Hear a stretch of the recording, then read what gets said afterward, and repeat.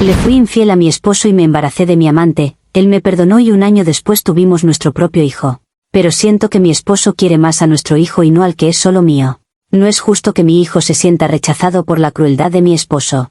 Tengo lo que todo el mundo llamaría una vida perfecta. 2 hijos preciosos, Leo de 4 años y Mateo de 3. Una casa bonita en un barrio tranquilo, de esas con un pequeño jardín donde los niños pueden correr hasta caer rendidos. Y un esposo, David, que es la imagen misma de la estabilidad. Es bueno, es trabajador, es decente. Pero últimamente, esa palabra, decente, se me queda atascada en la garganta como una espina. Porque hay una corriente subterránea en esta casa perfecta, una vibración que solo yo parezco sentir. Es una frialdad sutil, un favoritismo tan discreto que si intentara explicarlo en voz alta, probablemente me tomarían por loca. Pero yo lo veo. Lo veo todos los días en la forma en que los ojos de David se iluminan de una manera diferente para cada uno de nuestros hijos. El fin de semana pasado fue el cumpleaños de Leo. Hice todo lo posible para que fuera mágico. Hubo un pastel de dinosaurios, globos que llegaban hasta el techo y un pequeño castillo inflable en el jardín. David estaba allí, por supuesto. Sonreía para las fotos, ayudaba a repartir el pastel y le cantó el cumpleaños feliz, con una voz perfectamente afinada. Pero yo lo observaba. Su sonrisa era una construcción cuidadosa, una curva precisa de los labios que no llegaba a tocar la chispa en su mirada. Era la sonrisa de un hombre cumpliendo un papel, y cumpliéndolo bien. Más tarde esa misma noche, cuando Mateo se tropezó con un juguete y se hizo un pequeño rasguño en la rodilla, vi la diferencia. David lo levantó en brazos y la preocupación en su rostro era visceral, auténtica.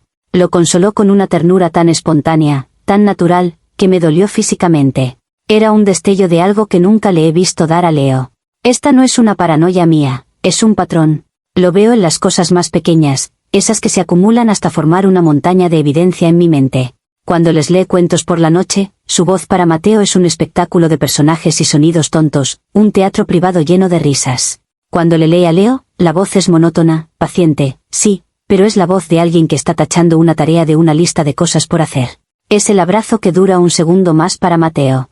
Es el apodo cariñoso, campeón, que le sale sin pensar para su hijo biológico, mientras que a Leo casi siempre lo llama por su nombre, de una manera más formal y distante.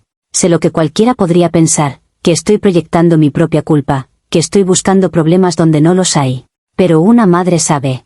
Siento la sombra de esa diferencia cernirse sobre Leo, incluso si él es demasiado pequeño para entenderlo. Él solo sabe que a veces papá parece más feliz con su hermano.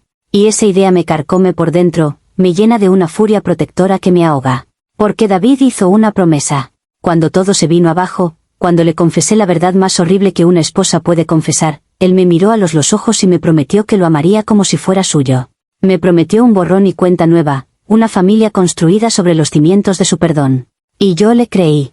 Creí que su amor sería un acto de voluntad, una decisión que trascendería la biología. Pero ahora veo que su perdón tenía letra pequeña. Perdonó mi acción, pero no ha podido perdonar la consecuencia viviente de ella. Y cada día, su trato desigual es un recordatorio silencioso de mi error, un castigo que no solo me impone a mí, sino, lo que es infinitamente peor, a un niño inocente que no pidió nada de esto. La gente puede llamarme muchas cosas, pero lo que no pueden negar es que esto es una injusticia.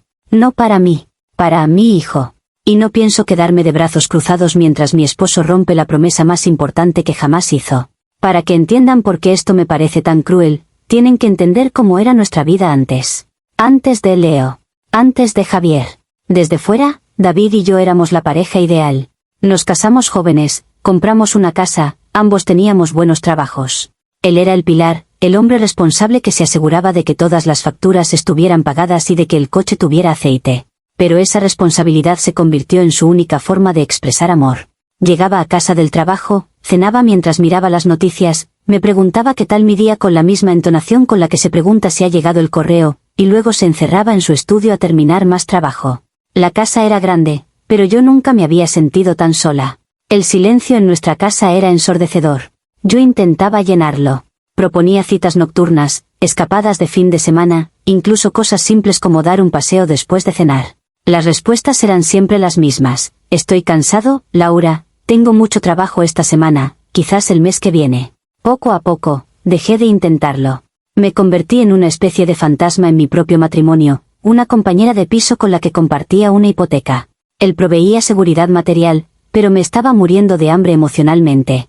No me veía. Me miraba, pero no me veía. Y la diferencia entre esas dos cosas es un abismo. Entonces apareció Javier. Era un consultor que vino a mi oficina para un proyecto de 6 meses. No era nada del otro mundo, no era una estrella de cine. Era solo, atento. Recordaba las cosas que le contaba. Si un día mencionaba que me dolía la cabeza, al día siguiente me preguntaba cómo me sentía. Se reía de mis chistes malos. Me miraba a los ojos cuando hablaba y realmente escuchaba, no solo esperaba su turno para contestar. Fue como darle agua a alguien que lleva días perdido en el desierto. No fue una decisión consciente, no un día me levanté y pensé, voy a tener una aventura. Sucedió de forma tan gradual que casi no me di cuenta. Un café se convirtió en un almuerzo se convirtió en una copa después del trabajo. Y una noche, esa conexión simplemente se desbordó. Con Javier me sentía viva. Me sentía vista. Me recordaba a la mujer que era antes de convertirme en la esposa de David. Sé que suena a cliché, sé lo que están pensando. Pero cuando estás en esa situación, cuando te sientes completamente invisible, y de repente alguien enciende una luz solo para ti, es casi imposible no caminar hacia ella. No estaba pensando en destruir mi matrimonio. En mi mente, apenas existía ya. Estaba sobreviviendo. Y Javier no era una traición a David, era un salvavidas para mí. Era un recordatorio de que yo todavía existía, de que era deseable, de que mi voz importaba. La culpa estaba ahí, por supuesto. Un zumbido bajo y constante en el fondo de mi mente. Pero la soledad que sentía con David era un grito mucho más fuerte. Reinterpreté cada noche que David prefirió su portátil a una conversación conmigo, cada aniversario que celebramos con una cena rápida porque él tenía una reunión a primera hora, como una pequeña traición de su parte. Él me había dejado sola mucho antes de que yo buscara consuelo en otros brazos. Él construyó los muros, yo solo encontré una puerta para escapar de vez en cuando. No estoy orgullosa de ello, pero tampoco voy a fingir que fui la única que rompió algo que ya estaba hecho pedazos. El día que vi las 2 líneas rosas en la prueba de embarazo, el suelo desapareció bajo mis pies. El mundo entero se redujo a ese pequeño palo de plástico en mi mano temblorosa. Mi primer pensamiento fue Javier. Lo llamé, con el corazón martilleando contra mis costillas. Su respuesta fue el silencio. Un silencio largo y pesado al otro lado de la línea, seguido de un torpe, tengo que pensarlo. Desapareció. Así de simple. El hombre que me hacía sentir vista, de repente se volvió ciego y sordo. El alma gemela ilusoria se evaporó, dejándome sola con la consecuencia muy real de nuestra conexión. El pánico se convirtió en una furia helada. Estaba sola. Completamente sola. Durante días, viví en una especie de niebla. Consideré todas las opciones, incluso las más oscuras. Podía terminar con el embarazo. Podía mentirle a David, hacerle creer que el hijo era suyo y vivir con ese secreto para siempre, una bomba de tiempo en el centro de nuestra familia. Muchas mujeres habrían elegido esa opción, la salida fácil. Habría sido simple, en cierto modo. Protegería a David del dolor, me protegería a mí de la vergüenza. Podríamos haber seguido adelante con nuestra vida tranquila y silenciosa, con una mentira como alfombra bajo la que barrer toda la suciedad. Pero no pude. Cada vez que miraba a David, a pesar de su distancia emocional, veía a un hombre fundamentalmente honesto. Y la idea de construir una familia sobre una mentira tan monstruosa me pareció una forma de crueldad mucho mayor que la verdad. Decidí que se merecía la verdad, por fea que fuera. No lo hice por mí, lo hice por él. Decidí que le daría la opción de elegir, de saber con quién estaba realmente casado. Presentarlo como un acto de valentía suena arrogante, pero en ese momento, se sintió así. Se sintió como la única cosa decente que podía hacer en una situación horrible que yo misma había creado. Era mi responsabilidad, mi carga. La noche que se lo conté, el aire en la sala de estar era tan denso que costaba respirar. Él estaba leyendo un informe del trabajo y yo simplemente me paré frente al televisor y lo apagué. Me miró, molesto al principio, y luego vio mi cara. No sé qué vio, pero su expresión cambió. Dejó los papeles a un lado. Las palabras salieron de mi boca en un torrente torpe y doloroso. Le conté todo. Sobre Javier, sobre la soledad, sobre el embarazo. No omití nada. No intenté endulzarlo. Le di la verdad cruda, un regalo terrible, pero un regalo al fin y al cabo. Ver cómo su rostro se descomponía fue como ver un edificio derrumbarse en cámara lenta. El color se fue de su cara, sus ojos se abrieron con una mezcla de incredulidad y un dolor tan profundo que casi no pude soportar mirarlo. No gritó. No me insultó. Simplemente se quedó allí, en silencio, mientras su mundo se hacía añicos. Y en ese silencio, sentí una extraña calma. Había hecho lo correcto. Había detonado la bomba, sí, pero al menos ahora estábamos entre los escombros de la verdad, no viviendo en una casa hecha de mentiras. La pelota estaba en su tejado. Yo había cumplido con mi parte. Las semanas que siguieron a mi confesión fueron un purgatorio. David se mudó al cuarto de invitados. Apenas hablábamos. Nos cruzábamos en el pasillo como extraños, el aire cargado de palabras no dichas. Yo caminaba de puntillas por mi propia casa, esperando el veredicto. Cada portazo, cada suspiro, me hacía pensar que ese era el momento en que me diría que se había acabado. Y una parte de mí sentía que me lo merecía. Pero otra parte, la parte que lo había elegido a él, que había construido una vida con él, rezaba para que encontrara una manera de mirar más allá del desastre que yo había causado. Le di su espacio. Cocinaba sus comidas favoritas y se las dejaba en la puerta. Le lavaba la ropa. Esperaba, pacientemente, a que procesara la traición. Una noche, casi un mes después, entró en la cocina mientras yo lavaba los platos. Me di la vuelta y él estaba allí, con los ojos rojos e hinchados. Parecía que había envejecido 10 años. Se sentó a la mesa y me dijo que había estado pensando. Había pensado en dejarme, en odiarme, en no volver a mirarme a la cara. Y luego, dijo las palabras que cambiaron todo. No puedo abandonar a mi familia, dijo, con la voz rota. Y este bebé, no tiene la culpa de nada. Si me quedo del todo. Lo criaré como si fuera mío. Será mi hijo. Nuestro hijo. En ese momento, sentí una oleada de gratitud tan inmensa que casi me dobla por la mitad. Lloré, no de tristeza, sino de puro alivio. Él me estaba perdonando. Nos estaba dando una segunda oportunidad. Pero en mi mente, sus palabras no eran solo una expresión de perdón, eran un contrato. Eran los términos de nuestro nuevo comienzo. Cuando dijo, lo criaré como si fuera mío, no lo escuché como una aspiración, sino como un juramento. Estaba prometiendo, ante mí y ante el universo, que borraría la biología de la ecuación. Estaba prometiendo un amor incondicional, sobre todo, igualitario. A partir de ese día, me aferré a ese contrato con todas mis fuerzas. David cumplió su palabra en todos los aspectos prácticos. Estuvo conmigo en cada cita médica. Sintió las primeras patadas del bebé. Cuando nació Leo, él fue quien cortó el cordón umbilical. Lloró cuando lo sostuvo por primera vez. Su nombre, David, está en el certificado de nacimiento como el padre. Para el resto del mundo, y legalmente, Leo es su hijo. Y durante un tiempo, pareció que la promesa se estaba cumpliendo a la perfección. Él cambiaba pañales, se levantaba por las noches, hacía todo lo que un padre devoto haría. Pero incluso entonces, en los primeros días, vi pequeños destellos que me inquietaron. A veces, mientras sostenía a Leo, su mirada se perdía en la distancia, y una sombra de tristeza cruzaba su rostro por una fracción de segundo antes de que la ocultara. En ese momento, lo atribuí al trauma de mi traición, algo que el tiempo curaría. Ahora me doy cuenta de que esas no eran las cicatrices del pasado, sino las grietas que anunciaban las fracturas del futuro. Él estaba cumpliendo con las acciones del contrato, pero su corazón no había firmado en la línea de puntos. Estaba actuando como el padre de Leo, pero en el fondo de su ser, sabía, y yo también, que solo era el padre de Mateo. Y esa, para mí, es la traición definitiva.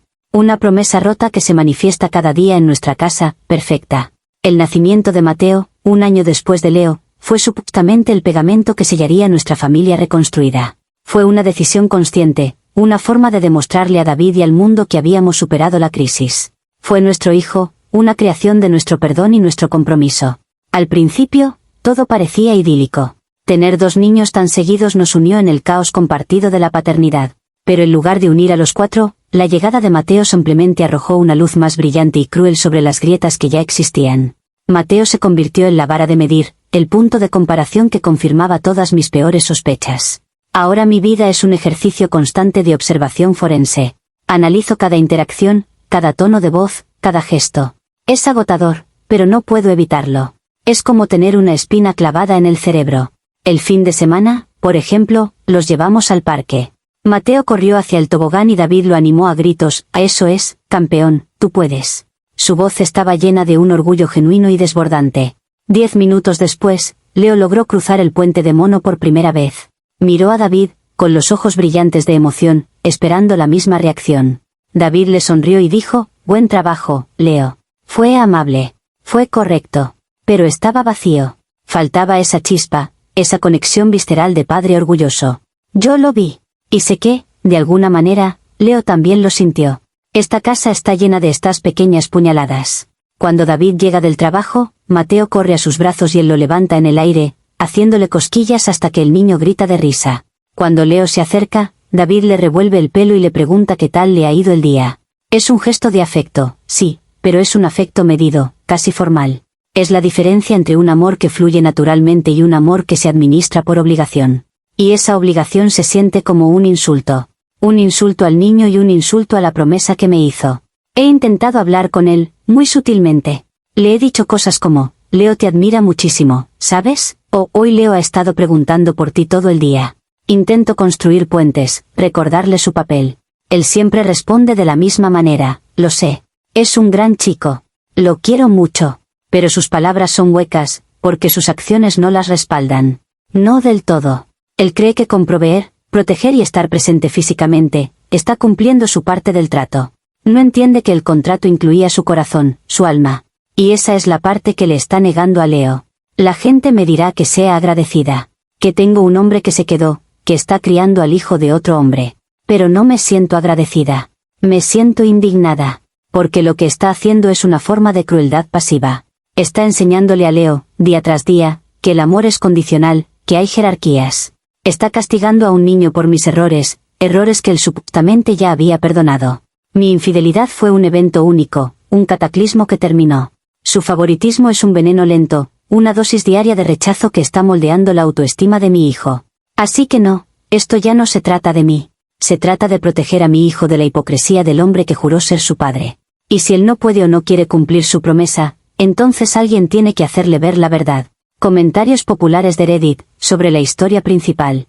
Usuario anónimo 1, suena a que tu esposo es un santo y tú estás buscando activamente una razón para hacerlo el villano. Él se quedó después de una traición monumental y está criando al hijo de otro hombre.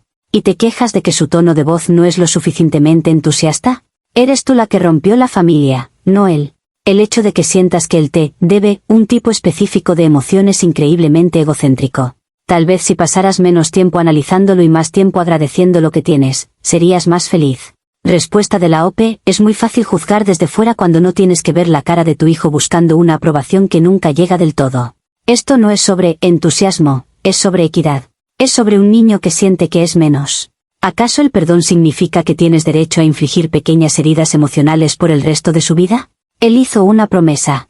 Si no podía cumplirla, no debería haberla hecho. Mi error fue en el pasado, el suyo es cada día, y mi hijo es el que paga el precio. Usuario anónimo 2, la forma en que describes tu aventura como algo que te sucedió y a tu amante como un salvavidas, es muy reveladora. No asumes ninguna responsabilidad. Culpas a tu esposo por estar emocionalmente ausente, justificando así tu infidelidad. Y ahora, lo culpas de nuevo por no ser capaz de fabricar sentimientos biológicos. Él es humano. Lo que le pides es sobrehumano. Estás atrapada en un ciclo de culpar a David por todo lo que va mal en tu vida, incluyendo las consecuencias directas de tus acciones. Respuesta de la OP, no espero que nadie entienda la soledad que sentía. Y no fue algo que me sucedió, fue algo que busqué porque me estaba ahogando. Pero eso ya pasó. Lo confesé. Lo afronté. Él tomó la decisión de quedarse y ser padre. No lo obligué. ¿Qué se supone que debo hacer ahora? ¿Aceptar que mi hijo mayor siempre será el otro? ¿Aceptar que viva con un padre que lo quiere con condiciones? Ninguna madre que se precie aceptaría eso para su hijo. Usuario anónimo 3, OP, tienes que entender que el amor no es un interruptor. Tu esposo está haciendo un esfuerzo hercúleo. El vínculo entre un padre y un hijo biológico es algo primario, bioquímico. El hecho de que lo compare con el amor que siente por Leo no significa que no ame a Leo. Simplemente son amores diferentes. Tu insistencia en que sean idénticos es lo que está creando el problema.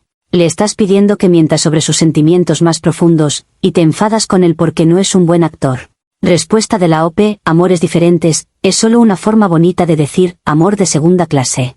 Leo no es un premio de consolación.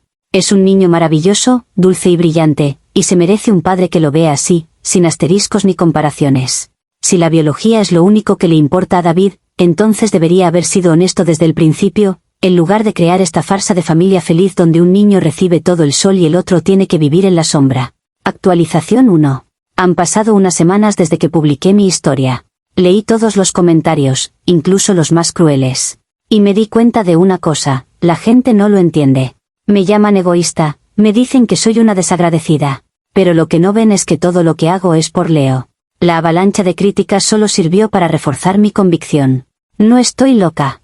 No estoy inventando cosas. Estoy viendo una injusticia y, como madre de Leo, es mi deber luchar contra ella. Así que decidí que ya basta de indirectas y de esperar que David se diera cuenta por sí solo. Decidí que era hora de confrontarlo. Elegí un martes por la noche, después de que los niños se durmieran. Él estaba en el sofá, mirando su teléfono, probablemente revisando correos del trabajo, como siempre. Me senté frente a él y le dije que teníamos que hablar. Inmediatamente se puso a la defensiva, como si supiera lo que venía. Empecé con calma. Le recordé la promesa que hizo, las palabras exactas que usó esa noche en la cocina. Luego, le presenté mi evidencia. Le hablé del cumpleaños de Leo, de los cuentos por la noche, del incidente en el parque. Le di una lista de ejemplos, uno tras otro, momentos en los que su trato hacia Mateo había sido visiblemente más cálido, más espontáneo, más amoroso. Al principio, lo negó. Dijo que estaba imaginando cosas, que quería a los dos niños por igual. Pero yo seguí insistiendo, mi voz se hacía más fuerte con cada ejemplo que recordaba. Vi cómo su fachada de calma se resquebrajaba. Empezó a ponerse nervioso, a pasarse las manos por el pelo. La discusión se intensificó. Le dije que su favoritismo era una forma de abuso emocional, que estaba dañando a Leo de una manera que quizás nunca se podría reparar. La palabra, abuso, pareció golpearlo como un puñetazo. Fue entonces cuando se rompió. No gritó. Su voz era apenas un susurro roto, lleno de un agotamiento que nunca le había escuchado antes. Me miró, y por primera vez en mucho tiempo, vi el dolor puro que había estado escondiendo. Lo intento, Laura, dijo, y sus ojos se llenaron de lágrimas. Juro por Dios que lo intento todos los días. Amo a Leo. De verdad que sí. Pero cuando miro a Mateo, es diferente. No puedo evitarlo. Es mi sangre. Es una parte de mí. Pensé que lo entendías. Pensé que entendías el esfuerzo que estaba haciendo. Su confesión me dejó helada. Ahí estaba. La verdad, dicha en voz alta. Todo lo que yo había sospechado, todo lo que había sentido, era real. No estaba loca. Él lo admitió. Pero en lugar de sentirme validada, me sentí invadida por una furia blanca y caliente. ¿Cómo se atrevía a usar la biología como excusa? ¿Cómo se atrevía a admitir que le fallaba a un niño inocente? Su vulnerabilidad no me pareció honesta, me pareció una excusa patética. Se estaba rindiendo. Estaba admitiendo su fracaso como padre, como hombre. Así que eso es todo, le espeté. Simplemente, ¿no puedes evitarlo? Un niño de 4 años tiene que vivir sintiéndose menos porque tú no eres capaz de controlar tus instintos básicos. Eres un monstruo, David. Le prometiste ser su padre, no un cuidador con una preferencia genética. La palabra, monstruo, flotó en el aire entre nosotros. Su rostro se contrajo de dolor. Se levantó sin decir una palabra más, subió las escaleras y, 10 minutos después, bajó con una maleta. Necesito espacio, fue todo lo que dijo. Me voy a casa de mi hermano.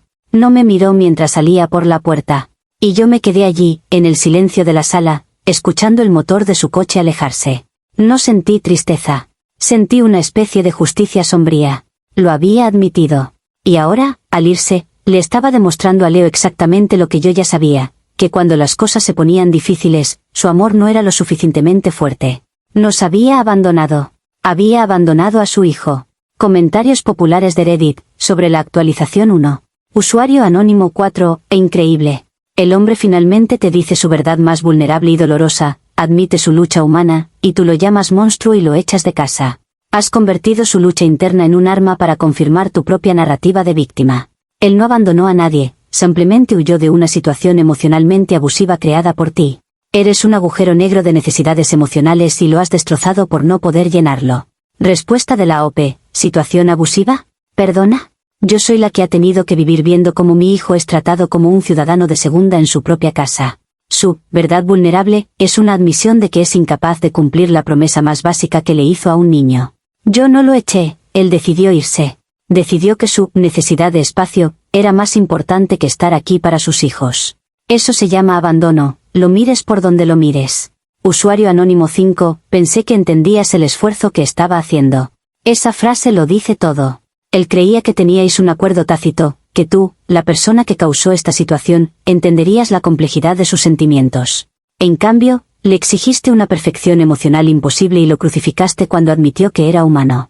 Has demostrado que su perdón y su esfuerzo monumental no significan absolutamente nada para ti. Solo te importa tener la razón. Respuesta de la OP, ¿y qué pasa con la complejidad de los sentimientos de mi hijo? ¿Quién piensa en él? El esfuerzo no sirve de nada si el resultado es un niño que se siente rechazado. Un padre de verdad no necesita hacer un esfuerzo para amar a su hijo incondicionalmente. Simplemente lo hace. El hecho de que él lo vea como un esfuerzo lo dice todo. Para él, amar a Leo es un trabajo, mientras que amar a Mateo es natural. Y yo no voy a disculparme por exigir que mis dos hijos sean amados por igual. Usuario anónimo 6, felicidades, OP, has conseguido exactamente lo que querías. Has demostrado que David es el malo de la película. Has ignorado su dolor, has invalidado su esfuerzo y lo has empujado fuera de casa. Ahora puedes presentarte como la madre soltera y mártir que protege a su hijo del mundo cruel. El único problema es que el mundo cruel del que lo estás protegiendo es una fantasía que tú misma has construido en tu cabeza a base de resentimiento y culpa no resuelta. Respuesta de la OP: no es una fantasía. Es la realidad. Y si proteger a mi hijo de un ambiente donde se le quiere a medias me convierte en una mártir, pues que así sea. Llevaré esa etiqueta con orgullo. Al menos yo estoy luchando por él. David, en cambio, se ha rendido. Ha huido. La historia juzgará a quién de los dos pensó realmente en el bienestar de los niños. Actualización final. Pensé que David volvería en un par de días, con el rabo entre las piernas, pidiendo perdón. Pensé que el tiempo lejos de los niños le haría darse cuenta de su error. Estaba equivocada. Pasó una semana de silencio. Luego, en lugar de una llamada suya, recibí una de su madre. Esperaba una mediadora, alguien que intentara arreglar las cosas. En cambio, me encontré con una leona defendiendo a su cachorro. Me dijo, con una voz fría como el acero, que David le había contado todo. Todo. Y que no podía creer el nivel de crueldad con el que yo lo había tratado después de todo lo que él había sacrificado por mí. Me acusó de torturarlo emocionalmente durante años. La llamada terminó conmigo colgando el teléfono, temblando de rabia. La familia entera se había puesto en mi contra. 2 días después, llegó el correo electrónico de David. Mi corazón dio un vuelco al ver su nombre en la bandeja de entrada. Pero no era la carta de disculpa que esperaba. Era un ultimátum. Dijo que no iba a pedir el divorcio, pero que si queríamos tener alguna posibilidad de seguir adelante, las cosas tenían que cambiar radicalmente. Propuso 2 condiciones no negociables: terapia de pareja y terapia individual para mí.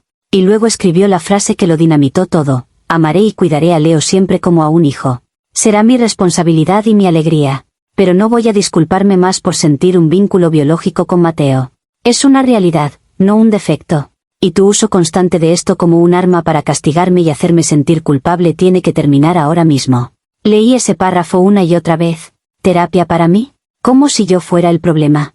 ¿Establecer una frontera sobre sus sentimientos, formalizando la diferencia entre los niños? Era una bofetada. Era la confirmación final de que nunca entendería. La terapia no era una solución, era una trampa. Sería yo contra él y un terapeuta que seguramente se pondría de su lado, diciéndome que mis sentimientos no eran válidos, que tenía que aceptar esta injusticia. Su frontera no era una declaración de honestidad, era una declaración de renuncia. Estaba diciendo, en lenguaje corporativo, que Leo siempre sería un empleado de segunda categoría en la empresa de su corazón. Y en ese instante, todo se volvió cristalino. Me di cuenta de que no podía ganar esta batalla. No podía obligarlo a sentir lo que no sentía. No podía pasar el resto de mi vida, lo que es más importante, la infancia de Leo, auditando su afecto y luchando por migajas de amor igualitario. Sería una vida de resentimiento y vigilancia constante. Y Leo crecería en medio de esa tensión, siempre consciente de la diferencia, del esfuerzo, del amor que era una obligación y no un regalo. Así que tomé una decisión. La única decisión que una verdadera madre podría tomar. Le respondí a su correo. Le dije que no aceptaba sus condiciones. Le dije que no sometería a mi hijo a una vida en un hogar donde se le recordaría constantemente que era diferente, el producto de un error. Le anuncié que había decidido dejarlo. Lo enmarqué como el sacrificio definitivo, el acto final de amor de una madre. Me voy para proteger a Leo, para darle la oportunidad de crecer en un ambiente donde el amor no venga con condiciones ni asteriscos.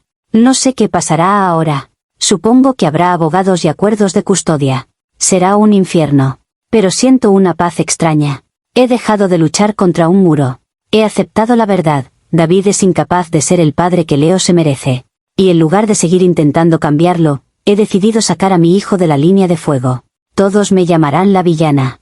Dirán que destruí mi segunda oportunidad. Pero yo sé la verdad. Soy una madre que ha elegido a su hijo por encima de todo. Y aunque he perdido a mi marido y mi vida perfecta, he salvado el corazón de mi hijo. Y no hay nada en el mundo más importante que eso. Comentarios populares de Reddit, sobre la actualización final. Usuario anónimo 7, has logrado la profecía autocumplida definitiva. Tenías tanto miedo de que Leo se sintiera como un extraño en su familia que has volado la familia por los aires, asegurándote así de que crezca en un hogar roto.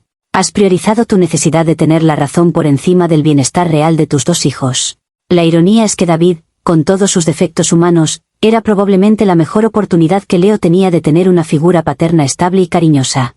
Ahora le has quitado eso. Respuesta de la OP, ¿un hogar roto es peor que un hogar envenenado por el resentimiento? Yo no lo creo. Le he quitado una figura paterna que lo amaba con condiciones. Ahora tengo la oportunidad de encontrarle a él, y a mí, un entorno donde el amor sea genuino y total. A veces, la cirugía más dolorosa es la única forma de salvar al paciente. Yo he extirpado el cáncer de la desigualdad de la vida de mi hijo. Usuario anónimo 8, la terapia era la única salida, y la rechazaste porque sabías lo que te dirían. Sabías que te enfrentarían a tu propia culpa y a tu papel en este desastre. Es más fácil volar por los aires tu vida y declararte una mártir sacrificada que hacer el duro trabajo de mirar hacia adentro. Has condenado a tus dos hijos a una infancia marcada por el divorcio para no tener que admitir que estabas equivocada. Es el acto de egoísmo más grande que he leído en mucho tiempo. Respuesta de la OP, la terapia habría sido una farsa. Un ejercicio para enseñarme a aceptar una situación inaceptable. No necesito que un extraño me diga que debo conformarme con que mi hijo reciba menos amor.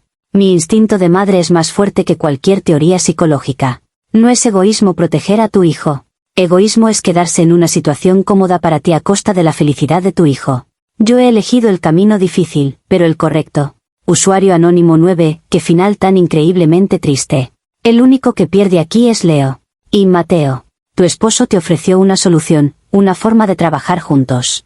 Te ofreció terapia. Te ofreció un compromiso de por vida con tu hijo, pidiendo solo que aceptara su humanidad. Y tu respuesta fue la aniquilación total. Te has convencido tanto de tu propia narrativa de víctima justa que has sido incapaz de ver el amor y el sacrificio que tenías delante.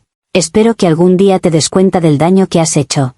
Respuesta de la OP, el daño ya estaba hecho desde el momento en que David admitió que sentía un amor diferente. Yo no causé esto, solo le puse nombre y me negué a vivir con ello. Quizás algún día David se dé cuenta de que el amor no se trata de biología, sino de elección. Él eligió no amar a Leo por completo. Yo elegí no aceptarlo. Ambas son decisiones. Yo, al menos, puedo dormir por la noche sabiendo que la mía la tomé pensando única y exclusivamente en el corazón de mi hijo.